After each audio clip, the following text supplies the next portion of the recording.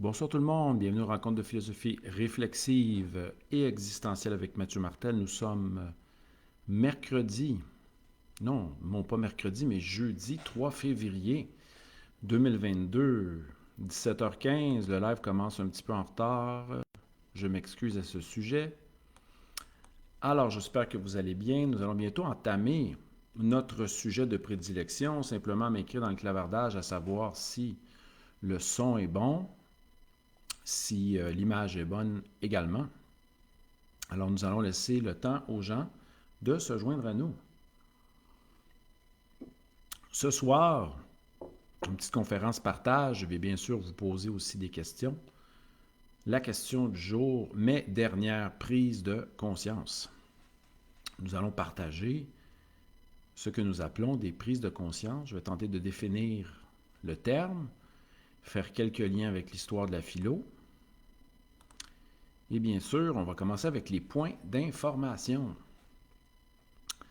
Donc, comme toujours au début des lives, nous y allons de quelques points d'information. J'ai rajouté quelques conférences, quelques directs, c'est-à-dire quelques zooms pour des samedis du mois de février et du mois de mars également.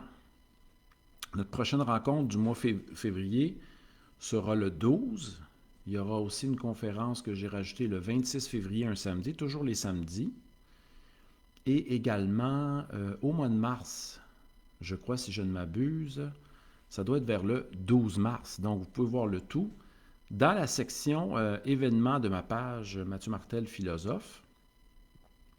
Et vous pouvez aussi nous suivre à travers, bien sûr, la section vidéo. Et dans la section vidéo, nous avons nos rencontres Facebook Live depuis nos débuts. Hein? Donc, ça va faire maintenant 2 ans, bientôt 2 ans que nous sommes sur Facebook Live à travers des rencontres de philosophie réflexive. Donc, nous sommes maintenant 5 en direct. J'espère que vous vous portez bien. De mémoire, le titre que j'ai ajouté pour la conférence Zoom du mois de mars, du mois de février, portera sur la liberté et celle du mois de mars s'intitule Franchir la porte ou les portes de l'émotion. Donc, je vais vous présenter une nouvelle théorie que j'ai développée concernant les émotions. Je ferai des liens avec le terme, mettons, sentiment et émotion.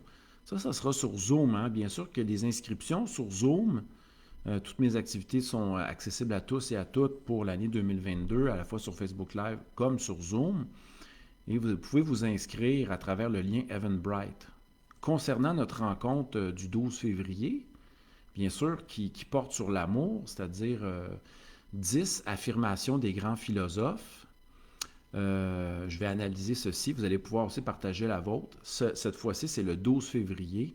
C'est complet, mais il reste des places pour notre rencontre sur la liberté fin février et celle du mois de mars qui va porter sur, justement, franchir les portes de l'émotion.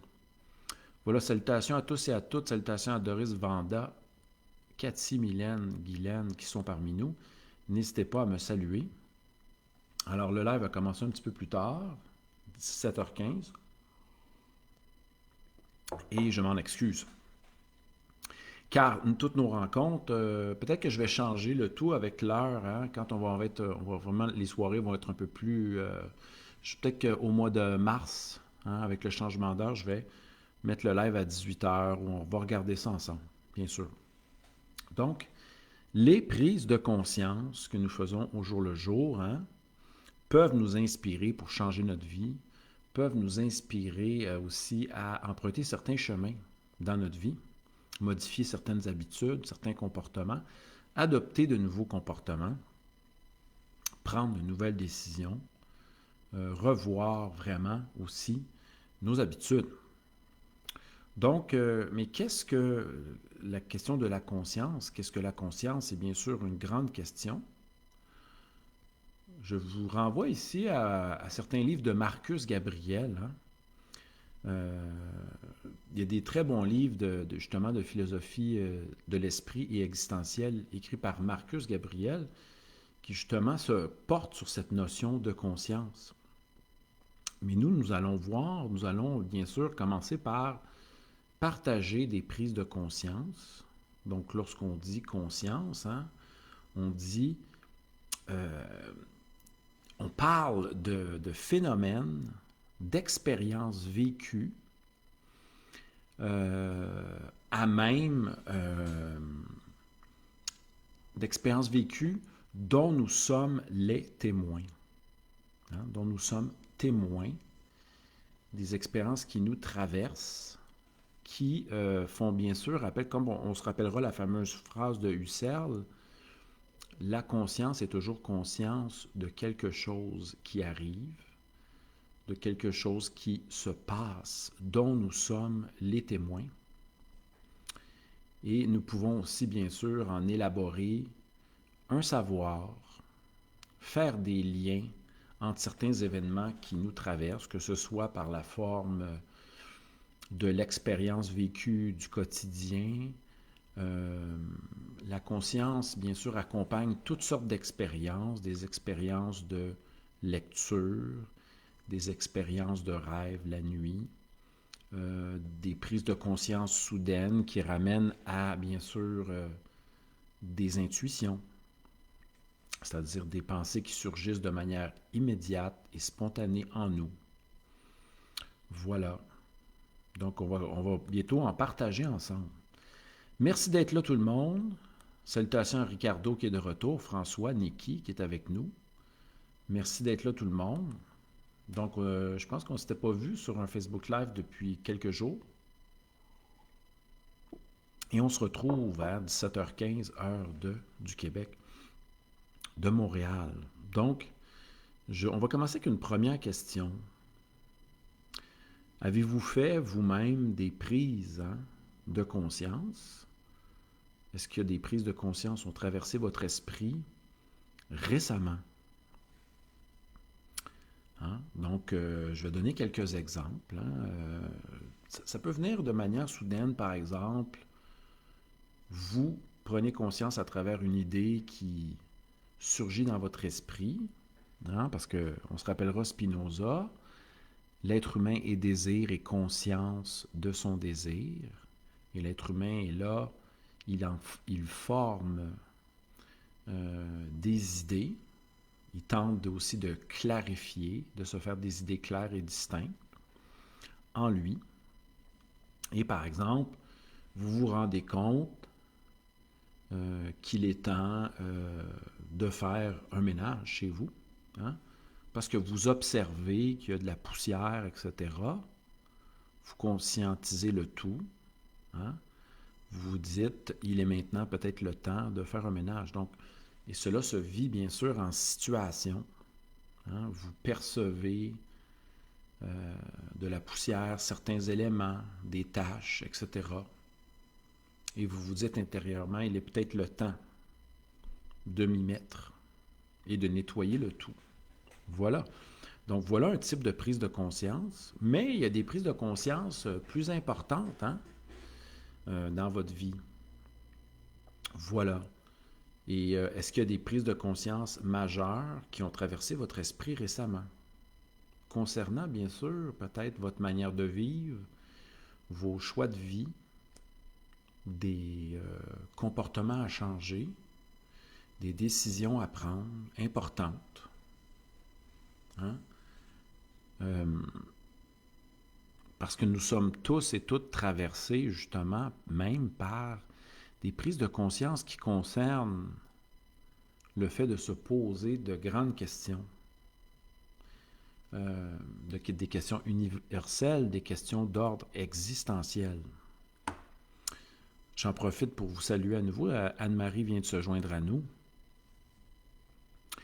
Et n'hésitez pas je vais commenter bientôt, Guylaine vient de me répondre, donc n'hésitez pas à me partager une prise de conscience que vous avez fait durant votre quotidien, récemment. Voilà, donc Guylaine nous dit qu'elle a réalisé que son travail prenait beaucoup trop de place dans sa vie. Mais est-ce que c'est le travail? Hein, dans la perspective, comment c'est écrit, hein? Elle nous dit que le travail prenait beaucoup de place. Mais est-ce que c'est nous qui nous adonnons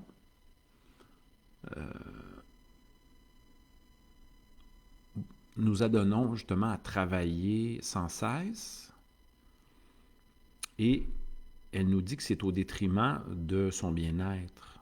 Donc justement, ça nous pousse à nous poser la question suivante. Qu'est-ce qui est bien pour moi? De quoi ai-je besoin? Etc. Est-ce que c'est le travail qui prenait trop de place ou c'est nous-mêmes, dans notre investissement, au niveau du travail, de manière trop longue et trop intense, qui nous détournons de notre bien-être? Et notre bien-être, comment faisons-nous pour savoir ce qui est bien pour nous? Il faut peut-être s'arrêter et se poser la question, qu'est-ce qui m'inspire? De quoi ai-je besoin? Qu'est-ce qui est important de faire, de changer, ici maintenant? Bref, de s'arrêter. D'abord, de remarquer qu'il y a une forme de disharmonie entre le fait de prendre soin de moi-même et le fait de travailler. Mais puis, on pourrait se poser la question, est-il possible de prendre soin? Qu'est-ce que prendre soin de moi-même? Qu'est-ce que prendre soin de nous-mêmes? Et pouvons-nous le faire, même en travaillant? Voilà une bonne question. Je vous invite à m'écrire. Quelle est votre dernière prise de conscience? Il y a Annie qui vient de m'écrire, je vais commenter. N'hésitez pas à m'écrire, donc merci de prendre le temps d'écrire à travers ce live. Et voilà. Donc, on est au live de Philosophie réflexive durant la semaine avec Mathieu Martel. J'espère que vous vous portez bien. Je vais tenter de lire vos commentaires. La question que je vous pose, quelles sont vos dernières grandes prises de conscience faites au quotidien durant votre vie? Avez-vous fait des prises de conscience majeures?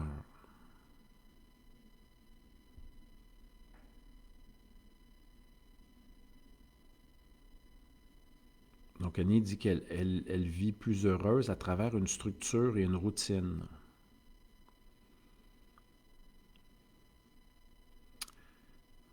Donc, c'est sa prise de conscience. Donc, elle a besoin d'ordre, de routine. Et elle est moins bien et moins heureuse dans une perspective où elle a beaucoup de temps et où elle peut faire tout ce qu'elle veut quand elle veut. C'est le poids de la liberté, nous dira Sartre, le poids angoissant d'avoir du temps et des moyens, de pouvoir justement faire ce que nous voulons le plus souvent possible. C'est un poids existentiel quand même pas évident. Salutations à Faisal qui vient de se joindre à nous. Merci d'être là ce soir à ce live de philosophie existentielle sur un thème changé à la dernière minute. Donc, quelles sont vos dernières prises de conscience? Cathy se rend compte qu'il serait mieux pour elle d'adopter une alimentation végétarienne. Peut-être qu'elle a constaté qu'en mangeant d'autres types d'aliments, cela causait certains problèmes chez elle. Donc, elle n'a pas le choix de vérifier ce qu'elle mange pour trouver ce qui est le mieux pour elle. Merci pour ton témoignage. Alors, même si on voulait ne pas prendre conscience et les éviter, pourquoi voulons-nous éviter ces prises de conscience-là? Pourquoi nous ne voulons pas les prendre en charge? Parce que cela, bien sûr, implique notre être, nous chamboule, etc. Et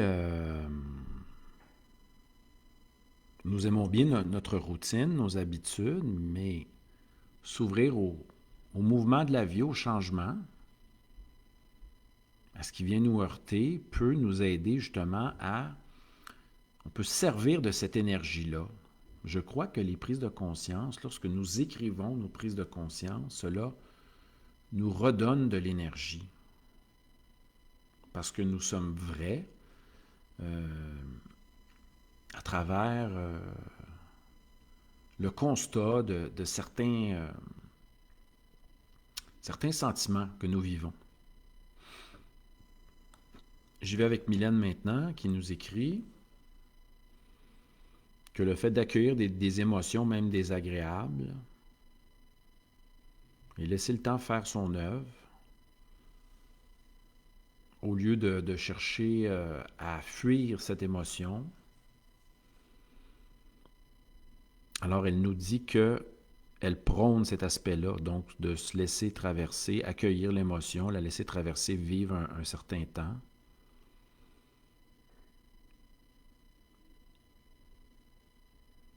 Au lieu de la fuir. Donc, vivre et se laisser traverser par, en étant à l'écoute, attentif, en ressentant. Hein? Voilà.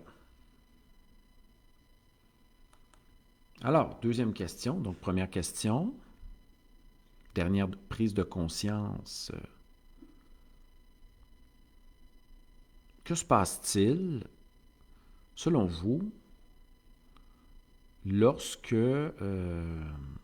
nous voulons éviter de prendre conscience? Que se passe-t-il? Quelles sont les conséquences?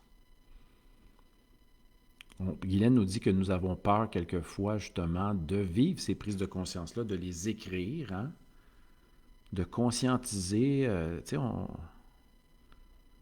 On peut prendre une feuille et écrire, par exemple, je sens, comme Cathy disait, je sens que j'ai besoin de changer d'alimentation. On l'écrit. D'aller vers une alimentation végétarienne. On accepte cet élément de vérité existentielle et après on peut procéder à un changement. Donc on se décide par la suite à changer par exemple notre régime, mais il faut accueillir aussi ce qui est problématique dans notre vie pour essayer de trouver un chemin qui nous convient le mieux pour nous, mais nous savons, il faut aussi savoir que tout change. Donc je repose une deuxième question, qu'est-ce qui se passe si nous ne voulons pas accueillir les prises de conscience qui cognent justement en nous, qui viennent nous déranger? Hein? Donc, Glenn dit que c'est parce qu'on a peur de l'inconnu, on a peur d'accueillir ces nouvelles idées-là, ces informations qui nous traversent. Voilà. Mais que peut-il arriver si on reste fermé justement à ces prises de conscience-là? En avez-vous une idée? Voilà. Voilà la question. Donc, je vais en profiter pour vous saluer à nouveau. Salutations à Guylaine, Mylène, Cathy, Vanda, Doris, Ricardo, François, Niki, Anne-Marie, Annie, Fessel. Merci d'être là tout le monde. Alors, une des choses qui arrive, c'est que souvent, Jung disait que ce dont on ne s'occupe pas ou ce dont nous refusons de conscientiser va revenir sous forme de destin, de façon répétitive, hein? Prendre place dans notre vie, des répétitions. Hein? C'est comme si un disque de vinyle sautait au même endroit. Tant qu'il n'y a pas prise de conscience ou qu'on n'a pas repoli le disque, etc., ça sautera. Voilà.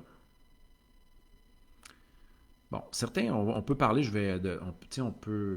certains vont, en ne s'écoutant pas, peuvent, développer certaines maladies, d'autres vivent des accidents, avoir des chocs d'éveil. Voilà, merci pour vos réponses.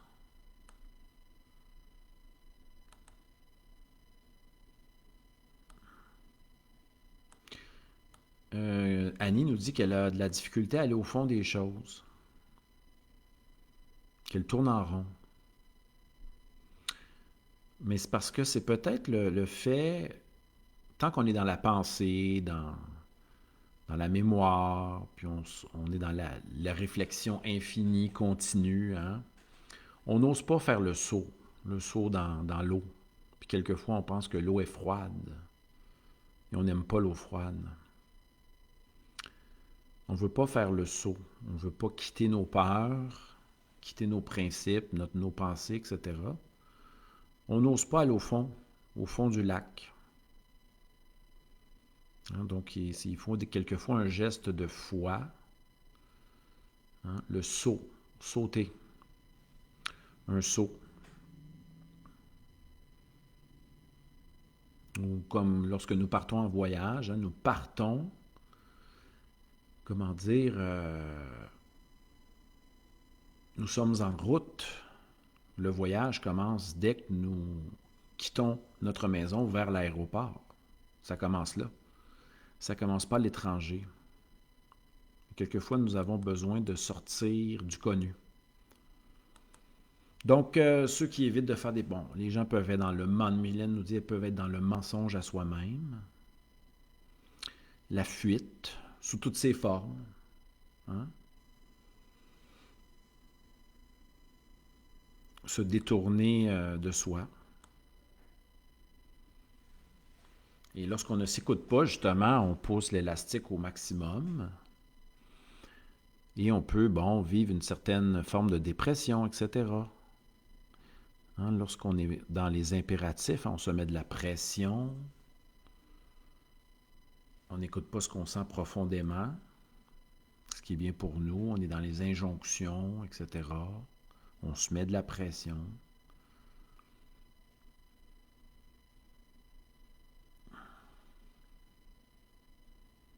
Certains parlent d'avancer, d'évoluer, mais tant qu'à ça, est-ce que, en fait, nous ne ferions qu'enlever des pleurs, hein, que de nous dépouiller de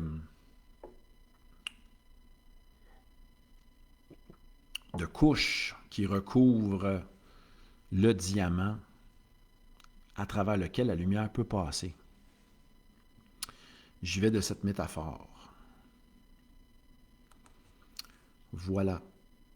Donc oui, c'est ça, le manque d'écoute. Hein? Donc conscientiser, c'est être à l'écoute. C'est pas facile. L'écoute de suivre le chemin qui est le plus vivant, hein, de suivre le chemin de la vie qui nous traverse. Qu'est-ce qui est le mieux pour nous? Est-ce qu'on est là? Est-ce qu'il faut s'attacher, s'arracher, saisir et ne pas bouger?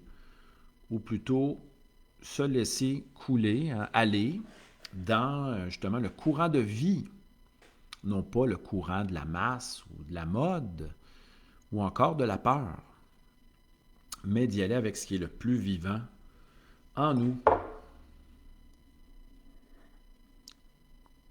Voilà.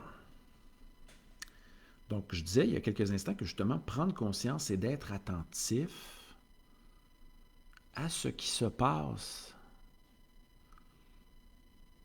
au niveau de l'environnement, au niveau d'un ressenti corporel,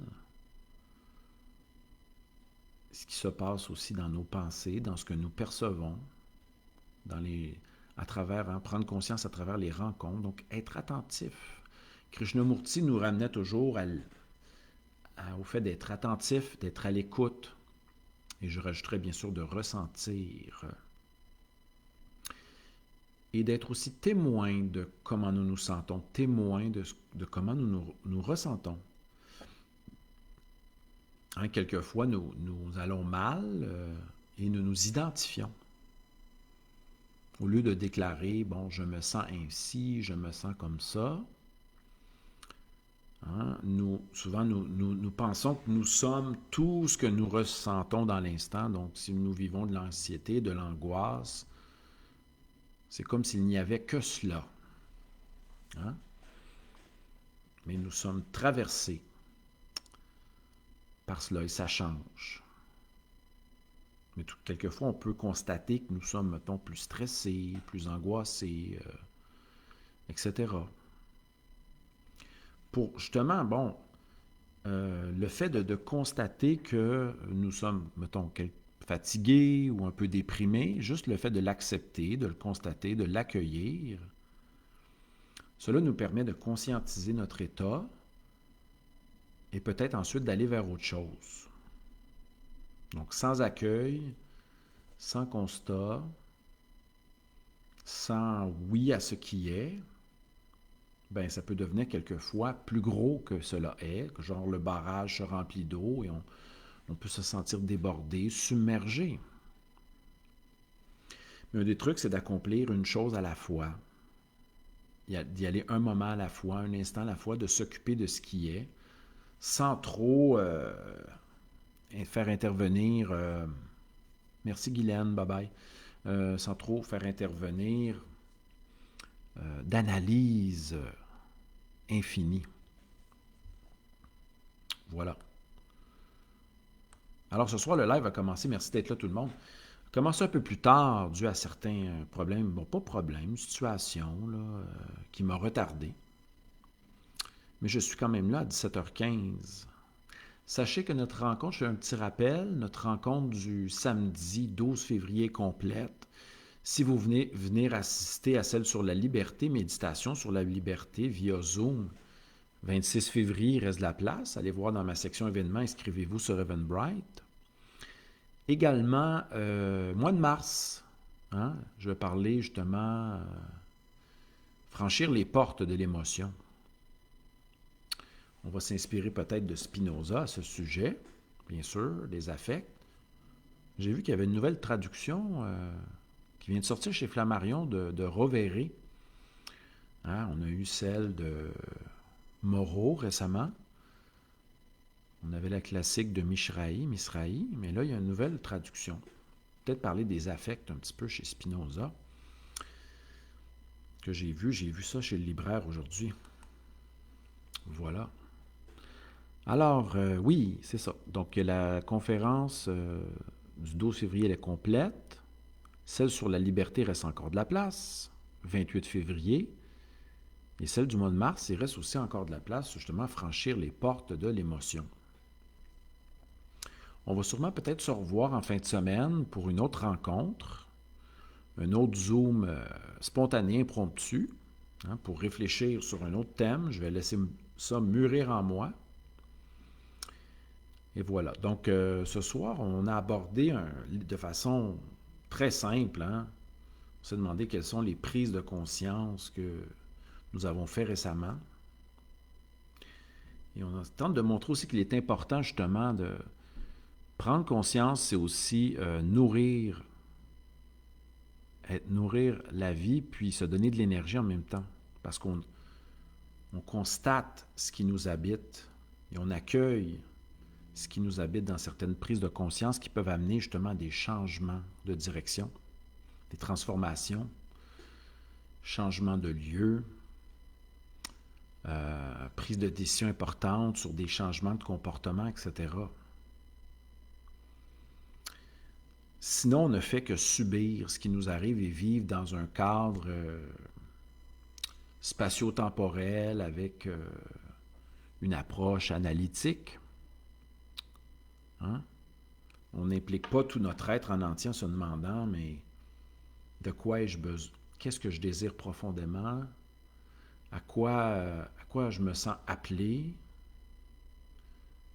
Hein? Qu'est-ce que j'ai le goût d'accomplir? Qu'est-ce qui m'inspire? Qu'est-ce qui m'appelle? Qu'est-ce qui me garde en vie? Qu'est-ce qui me donne le goût de vivre, de continuer, etc. Alors, ces prises de conscience-là viennent sous forme, bien sûr, puisque nous sommes humains, sous forme de grandes questions. Et les réponses vont venir sous la forme aussi d'un appel, d'un sentiment qui nous habite.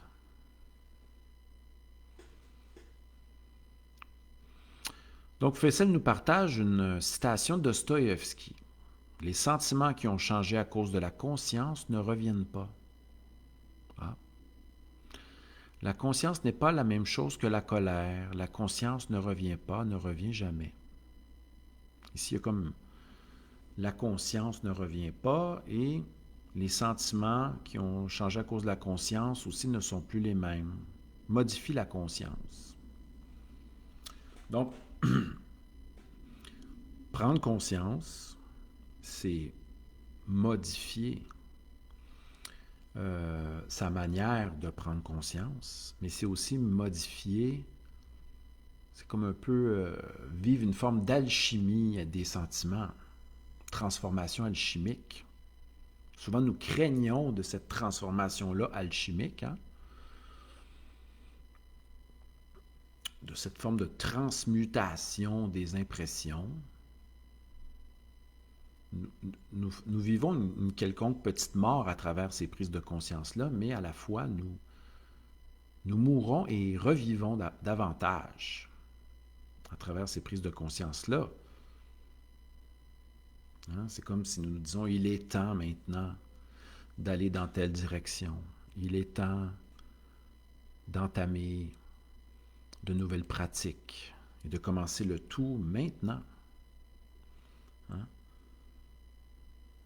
Nous ne prenons pas simplement des décisions de manière strictement rationnelle, mais en assumant le plein ressenti de notre être. Voilà.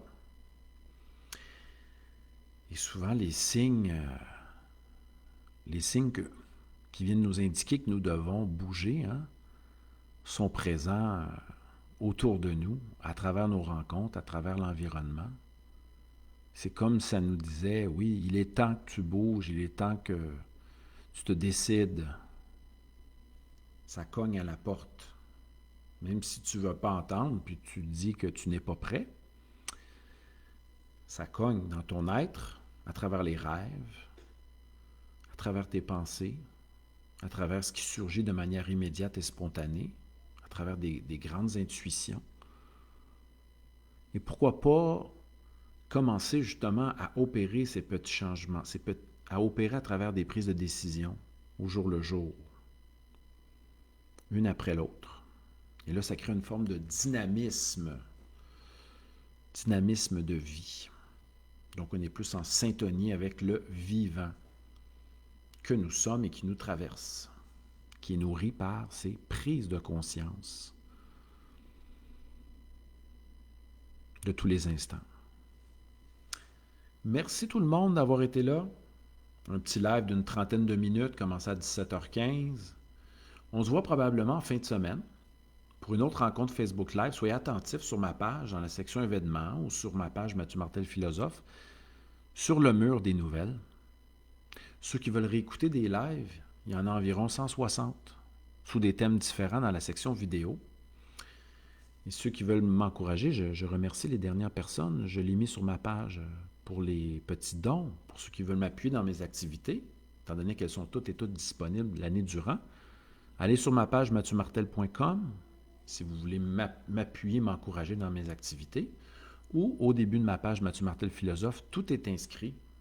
Je remercie les gens qui m'ont envoyé un soutien et quelques dons. Merci à tout le monde.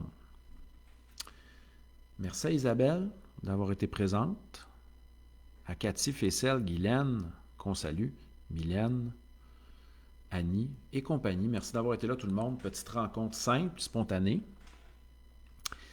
Et voilà, on se voit en fin de semaine. Suivez le tout sur ma page Mathieu Martel. Je vais vous annoncer ça dans quelques jours. Portez-vous bien. Bye bye, bon souper.